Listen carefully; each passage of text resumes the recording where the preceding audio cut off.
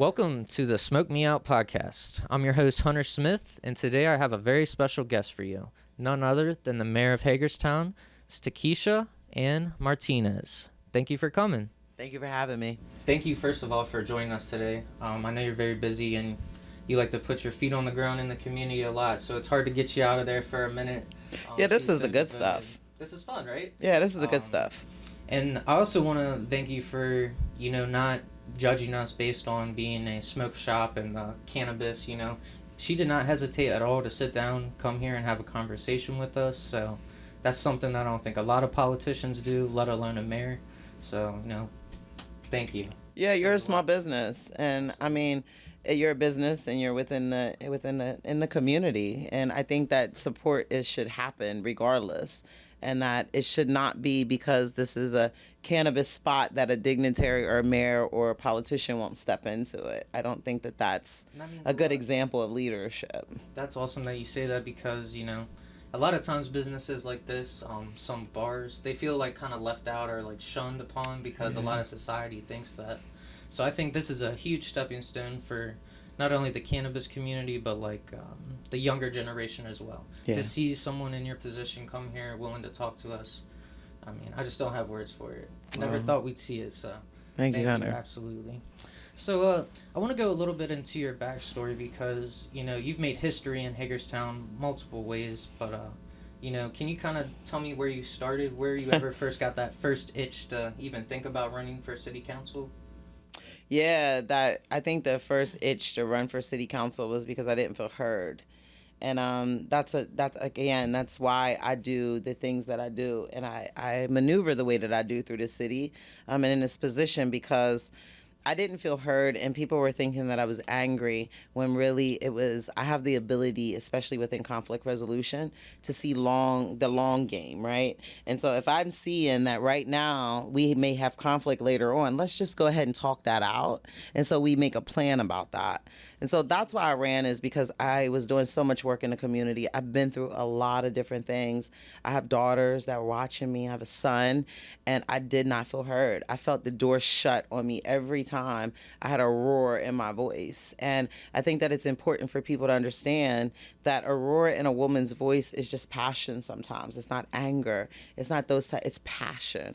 And that's why I ran. I feel like I'm born and raised in Hagerstown, and I feel like I had just as much to offer as anybody else, and I just did not feel heard in it.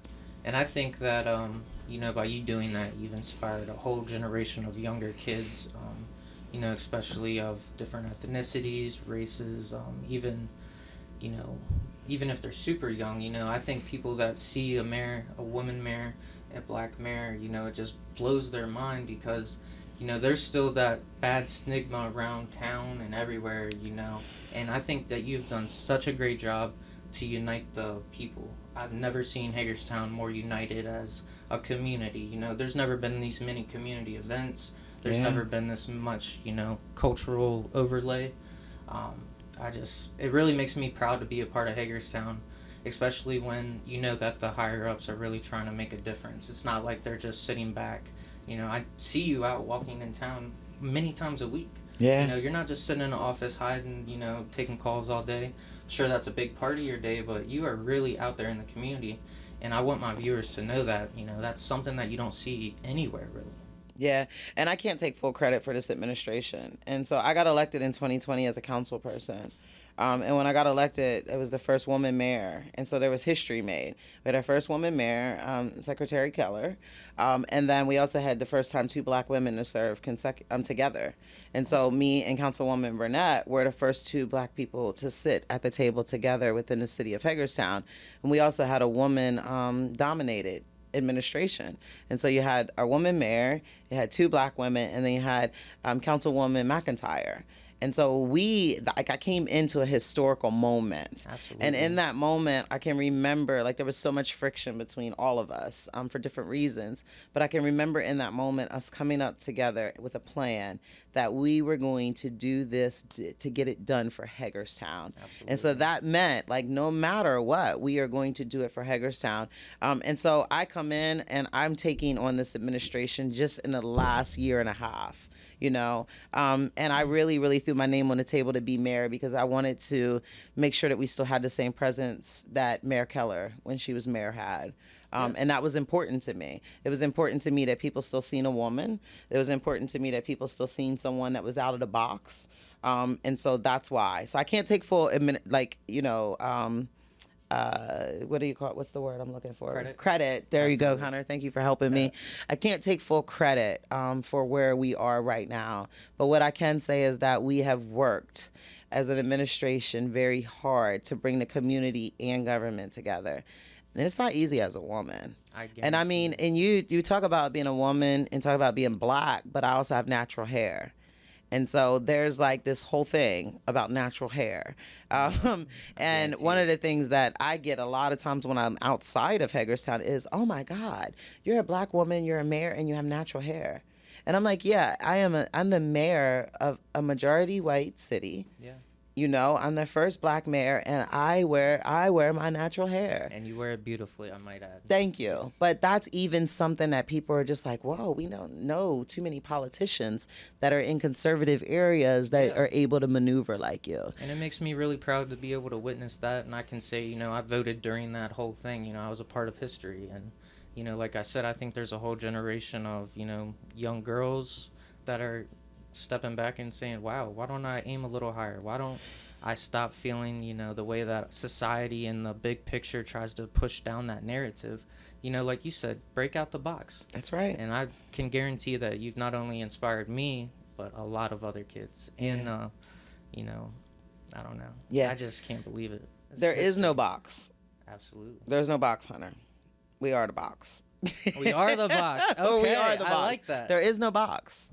And so if you put yourself and you allow people to put you in a box, you've just got into the box that they created. But if I tell you are the box, then no one can put you in it. And that's how I feel. There's no box. So I'm not going to be labeled, I should do everything that I do for black people. Or I should do everything I do for women. Or I should do everything I do for, people who have been homeless or, or Christians or that's a box, and that's not the case. We're all in the box. That's right. And I am the box. And in the midst of me collecting things to add into my box, I have to be willing to talk to all people, understand all different ways of life. Absolutely. And I think that's the good thing about being from Western Maryland.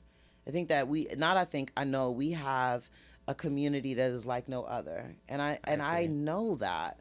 I know that because there's no way someone like me could do what I do. There's just no way. And I think that really does show it, yeah. Yeah.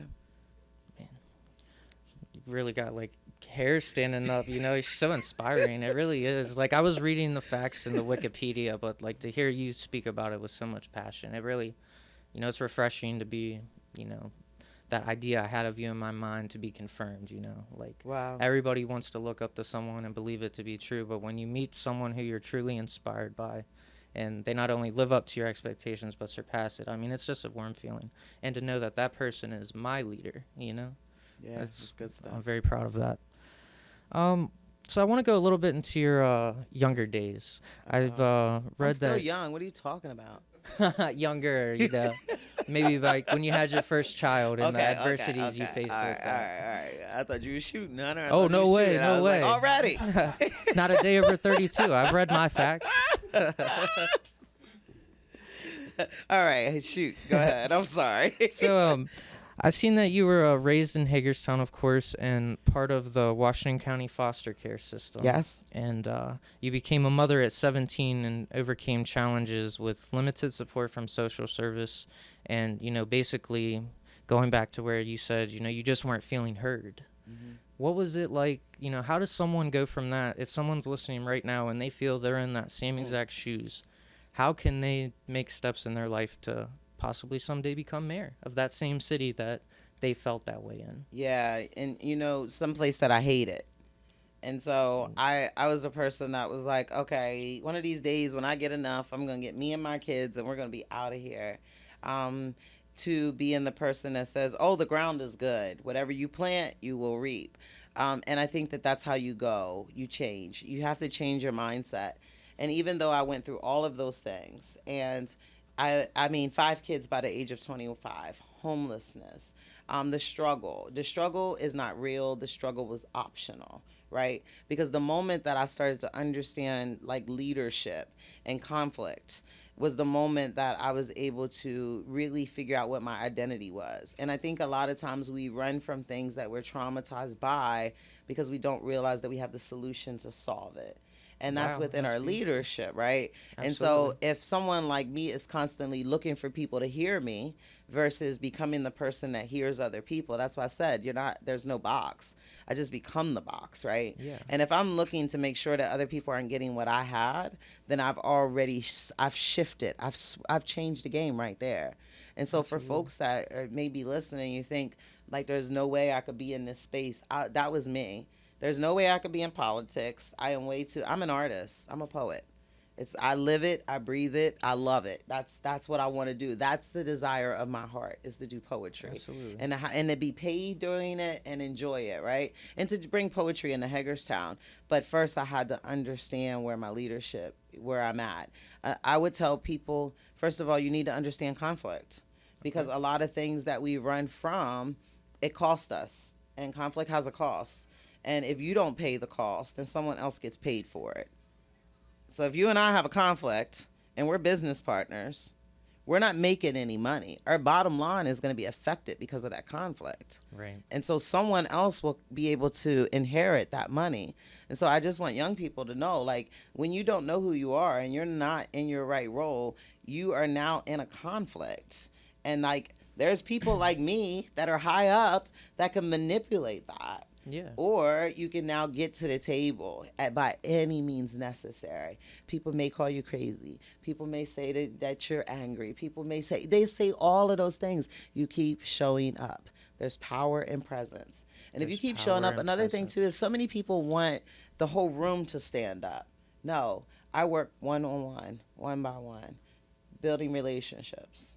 The power in building wealth is not about money, it's about access. Access. In Okay. order to have access, you have to have relationships. And so for people that just are wondering, how do you get in this space and do it? Start building relationships. Start building relationships. That was beautifully said. Beautifully said. I know that you've done a lot of community work and mediation. I was wondering if you could tell me about your days with the Boys and Girls Club.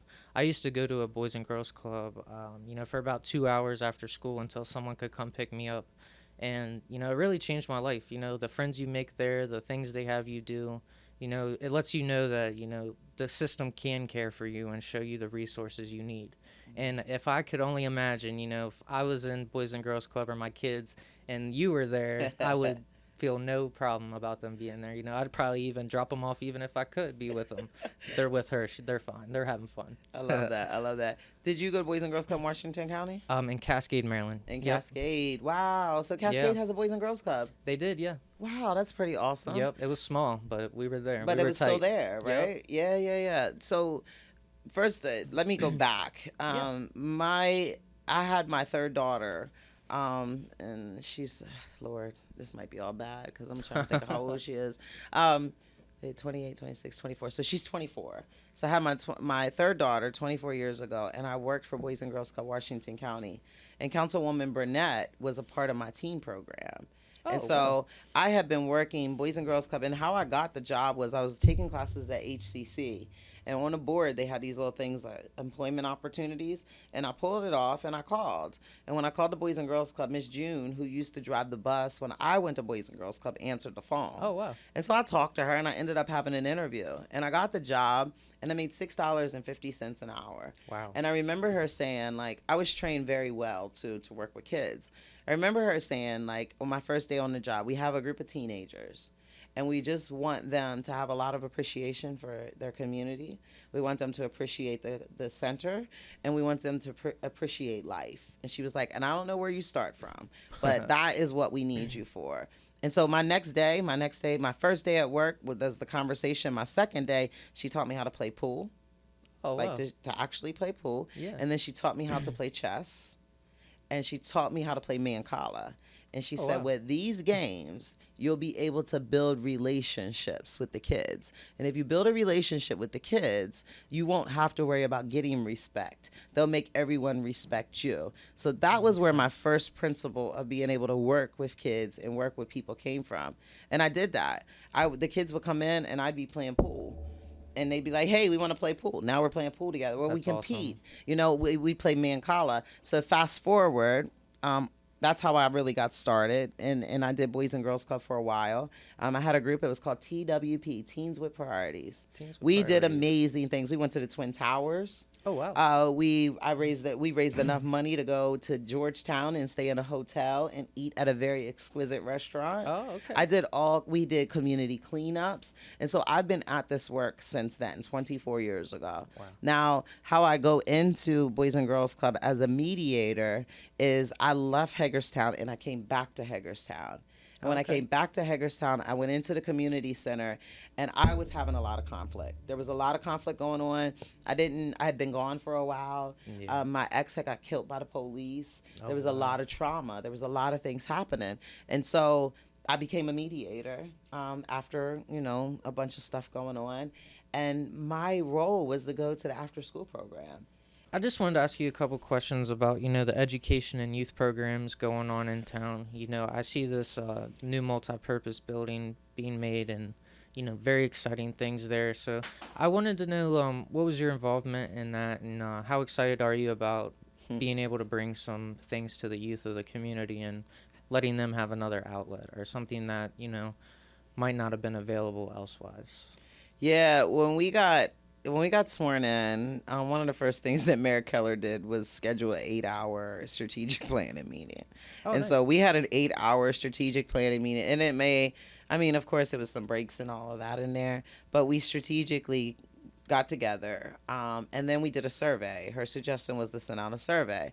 So this was 4 years ago. Surveys went out, and when they came back, the community had spoke. The community said they wanted youth activities, Nice. that they wanted to see community engagement, that they wanted to see some things going on with the nonprofits. And so the field house is 145,000 square foot Wow, that's facility.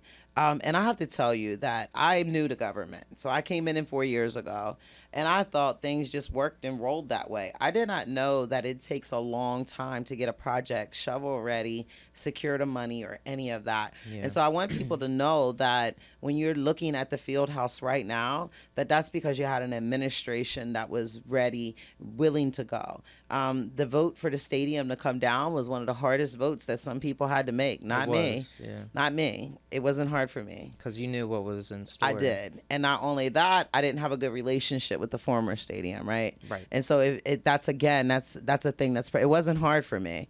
And so, but when it came down, the dirt in the ground was ready for the new building. And so we were able to secure the funding, to get that started. And right now you're getting ready to see 145,000 square foot building be done in January 25. Very that has fast. been very fast for an administration.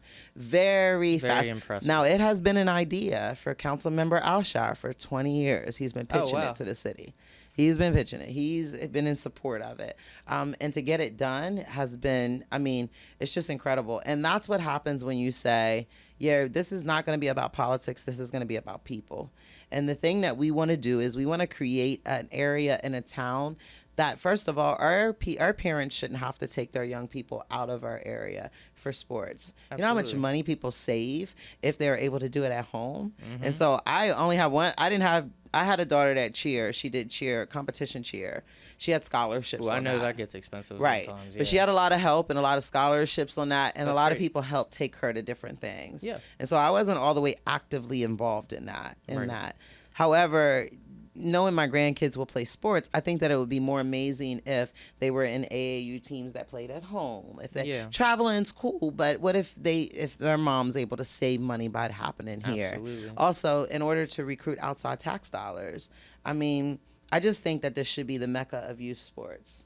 That's what I think. I think we should be the hub of youth empowerment, youth sports, youth recreation, youth education, and politics. That's what I think we should do. And I think it's definitely in the air because that's definitely very much the vibe and stuff I'm getting from it. And I love how you said, giving them a chance to play in home, because like you said, not every parent is equipped to be able to take their kid this far.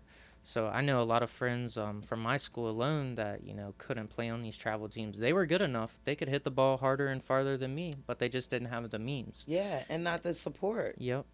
But one thing about these travel teams is they do seem to really come together, and they're very tight knit. So I think if there's a way to make it happen, those type of groups of people will tend to make it happen. Yeah, and I think too that we had the stadium. The stadium is not the government. It's not the city's project. But what the stadium did was that $90 million investment sparked so much more investment. And what people don't understand is if you don't have investment to bring other investment, then you can't revive anything. And I feel like right now we're on the verge of the greatness that is going to happen, but we still have to work out some kinks, and we have to do that together, right? Yes. So we have a brand new stadium. We have a brand new parking deck. Well, the parking deck was a $10 million bond that's set for 20 years. Because if you can't explain how you're going to pay this back and be able, the parking fund to make its own money back, then you don't build it. That's it. And so without the stadium, there would be no new parking deck because there wouldn't be a need for it. Exactly. Without the stadium, there wouldn't be enough feet on the street to be able to help, restaurants in it. And then the indoor turf facility is important because it's the city's project. Yes. I know people are like, why wouldn't you guys build a homeless shelter? Or why wouldn't you do that? And the reason why is because government doesn't run those types of things. And when government does run those types of things, then tax dollars go into that and not into a way for the money to help make itself, if that makes sense. You have to have something that is for 10 years from now for young people. You cannot just build services and that kind of thing with one-time dollars or so, what I mean?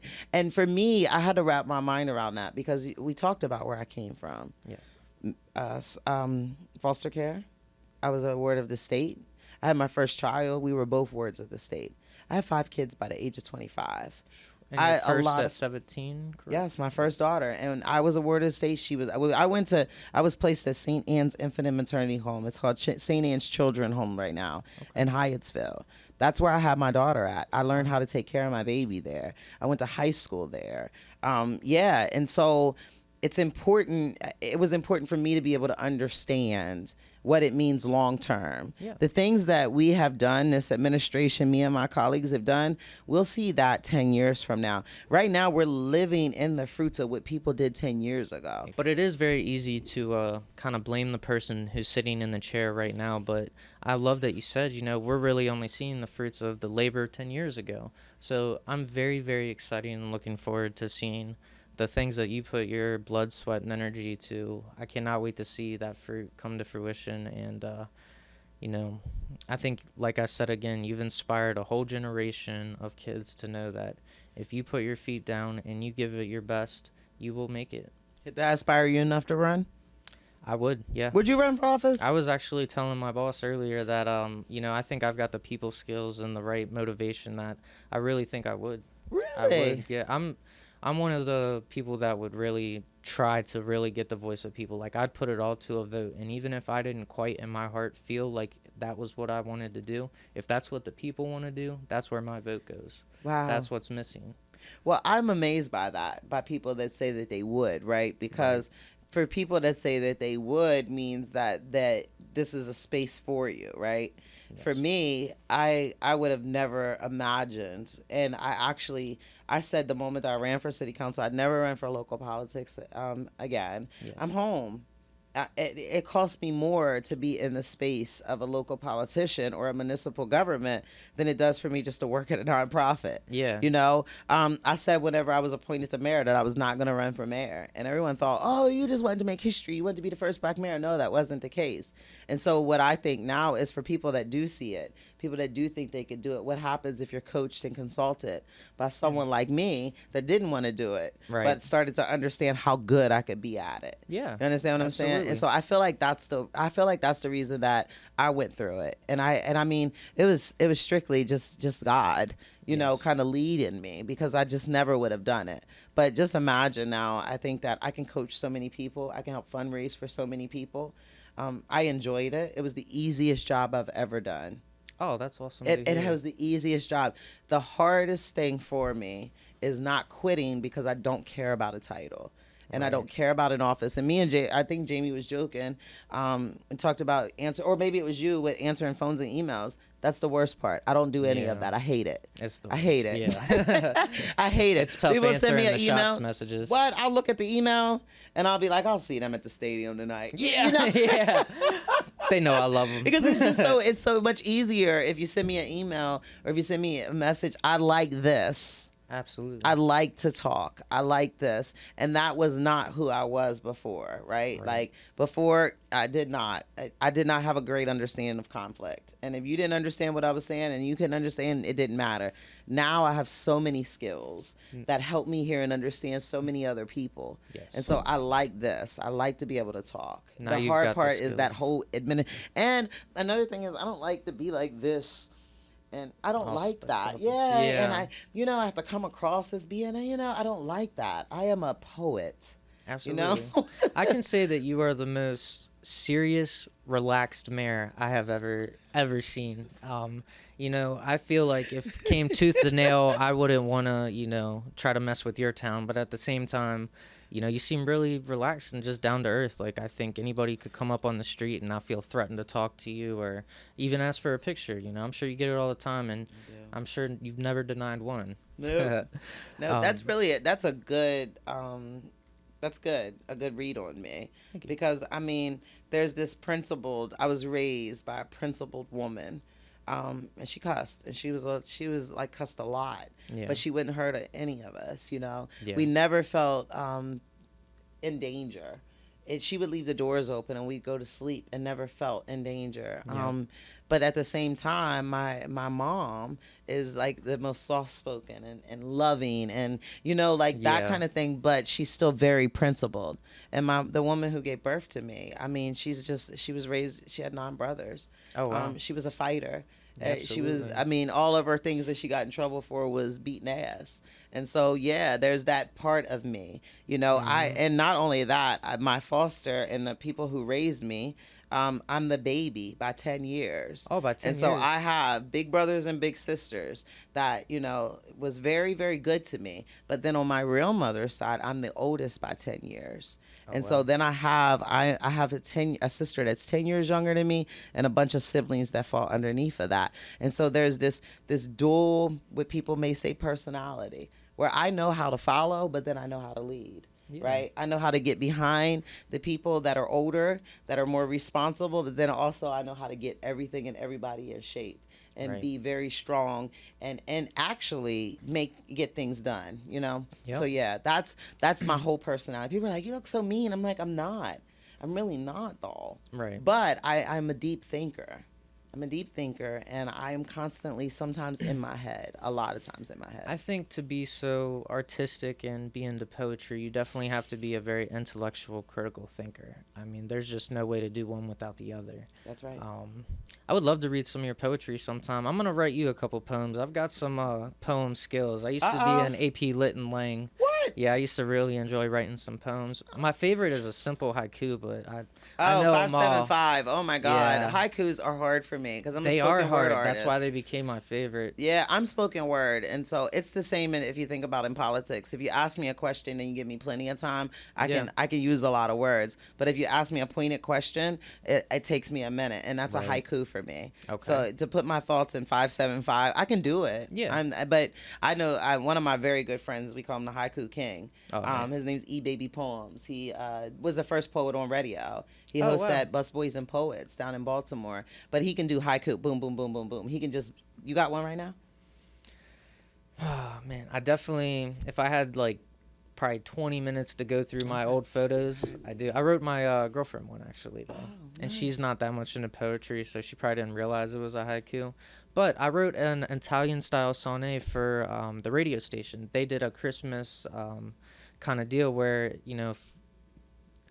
they were giving away, probably 2 weeks' worth of free airtime if you won their poem contest. So I worked, probably harder than I've ever worked on any poem in my life, and it was about cannabis, about Hagerstown, about them. I touched on so many different things. My rhyme scheme was perfect.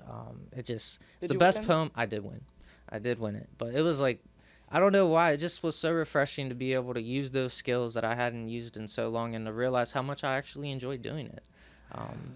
So after having this conversation, I'm gonna get back into my poems a little bit. All right. I Can I really leave did you with a enjoy it. poem? Absolutely. All right.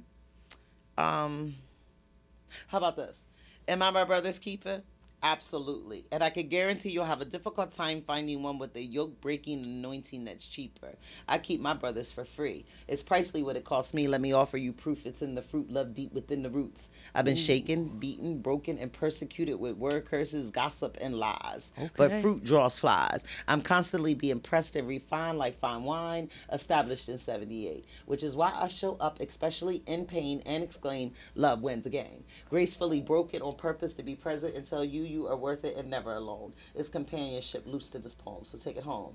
Look around you. Here we are, family and friends, and I've been sent to assist those who may feel the urge to resist the love shift. I speak life where there's fear with no fear. It's no mistake we're all here, and my brother's keeper.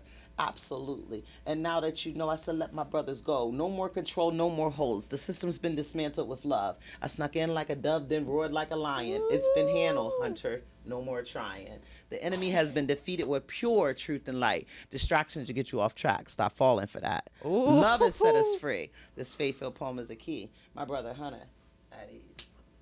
Oh my goodness. Guys, you heard it here first. What? That was so beautifully said. And was that a freestyle? No, it's a poem, but I messed up, and I forgot some of it. You But messed don't know up that. where? I messed up. couldn't You tell. don't know the poem. I wrote it. Okay. And that's the cool thing about being a poet, is that you Wow. don't know it. And as long as I keep going, and that's the flowing community too. Most of us don't know what other people's assignments are. Right. You didn't know my poem. No. And so I messed up. I missed a whole lot of stuff in it. Really? It made, oh my gosh, Oh yeah. the hair sticking up. That was beautiful. Thank you. Wow. Thank you. I'm very impressed. I'm definitely gonna You owe write me you one. something. I definitely owe you one. Maybe two after that. You Because owe me a time back. sheesh. I'll come back. I'll be done. Let's do it for whenever I'm done. Absolutely. I'll come back. Let's kick it. We'll have some drinks. Okay. Let's just do some poems. Back I and would forth. love to. I used to do a bunch of freestyle rapping, so I don't know if that translates as much into poem, but It does. It's the same thing. you killed that. I need to put a beat over that for the edit. That was beautiful. You picked the music. He knows a guy. That was beautiful. Thank you, Hunter. I would love to make a compilation of my poem that I come up with later after yours. Let's do it. Let's Give do me a it. topic though, so I can stew on it a little bit. How about my sister's keeper? My sister, God, she's so good, guys. She is so good. What a fire topic. All right, well, I know you're very busy. It's important. I think we need to keep each other. That's true. Dude, she just still got I think it. we need to keep each other. I mean, I just told my homie, if you want to run, let me raise your money for you. Absolutely. I mean it, because I think that we need to keep each other. I'm a hometown homegirl. My political science career in college, that's what I was going to college for. And I had a law professor that's always joked around and said I should get into politics just because of how well I would argue the law with him. And I thought about it for probably solid 2 weeks, but then, you start looking at what's going on in the headlines and you're like, wow, is it worth it? Because if I'm not mistaken, mayors don't get paid that much, right? $28,000. $28,000. Yeah. Yep. That is very low. It totals $408.73 after taxes and insurance. So for anybody that can say that someone would want to go in that position for the money, for the power, I could hardly see how it was worth it unless you had a heart for it and you were really honestly making change. Yeah, you gotta love the people. You have a lot of great things coming, and I think your best days are ahead of you, and I cannot wait to see it. Thank you, Hunter, and thank you for having me. Absolutely. Have me back. I mean it. Absolutely. I You wanna go got back. it.